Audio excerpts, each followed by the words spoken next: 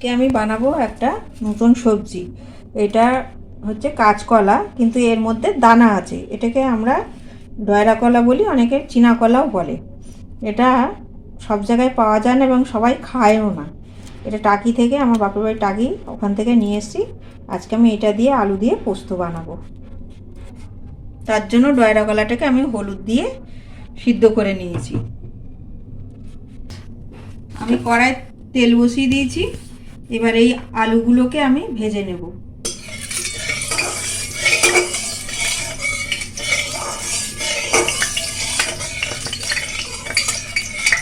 তেলটা আমার গরম হয়ে গেছে, আমি এবার আলুগুলোকে দিয়ে দিচ্ছি।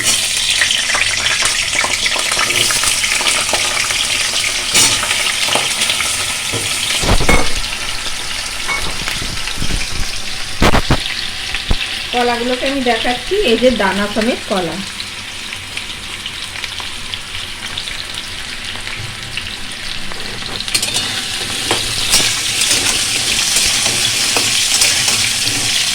আলু ভালো করে ভেজে নিতে হবে, যেহেতু কলাগুলো আমার সিদ্ধ করা।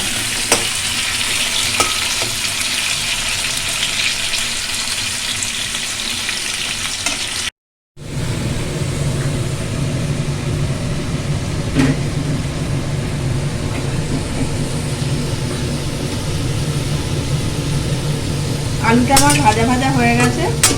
এবার আমি পোস্তটা এর মধ্যে দেব। লঙ্কা আর পোস্ত বাটা, যে যেমন পোস্ত পছন্দ করে তেমন অনুযায়ী দেব।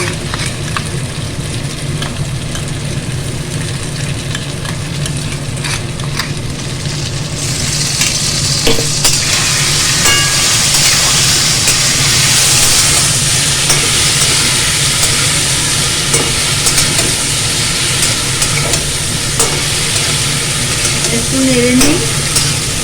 এবার আমি কলাটা দিয়ে দেবো। এই যে সিদ্ধ করা কলাটা আমি এর মধ্যে দিয়ে দিই। এবার পরিমাণ মতো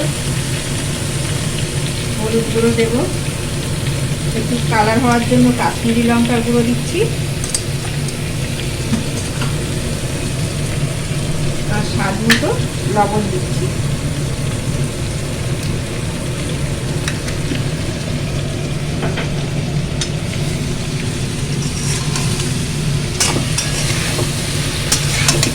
এবার এগুলোকে একসাথে মিক্স করছি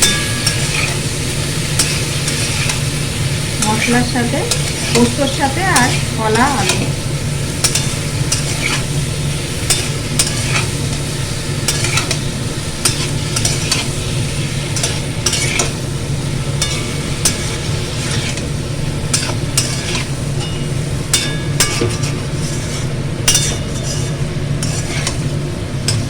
এবার সবগুলো একসাথে আমার নাড়া হয়ে গেছে। এবার মিক্সির বাটিতে একটু জল দেব। এই যে মশলা পিষেছিলাম, এই জলটা এর মধ্যে দিয়ে দেবো।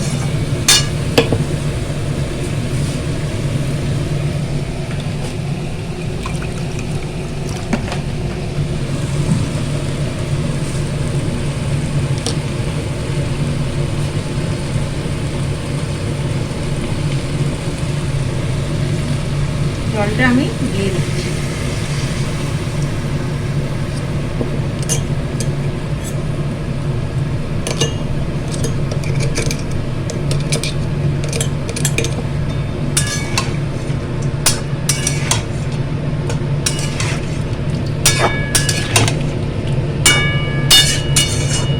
আর সামান্য জল দেবো।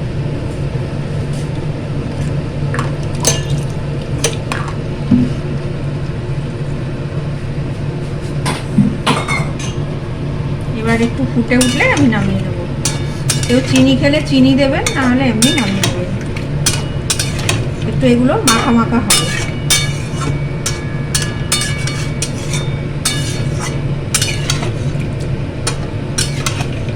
দানা বাঁধতে সমস্যা হলেও খেতে খুব টেস্টি হয় কলাটা।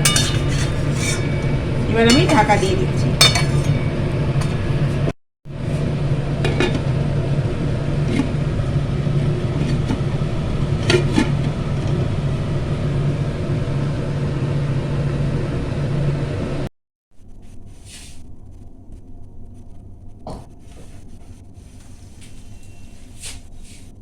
এটা আমার হয়ে গেছে।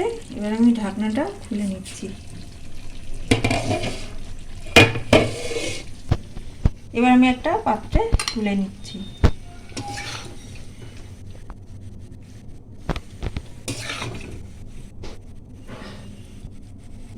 রেডি আমার কলা আলু পোস্ত।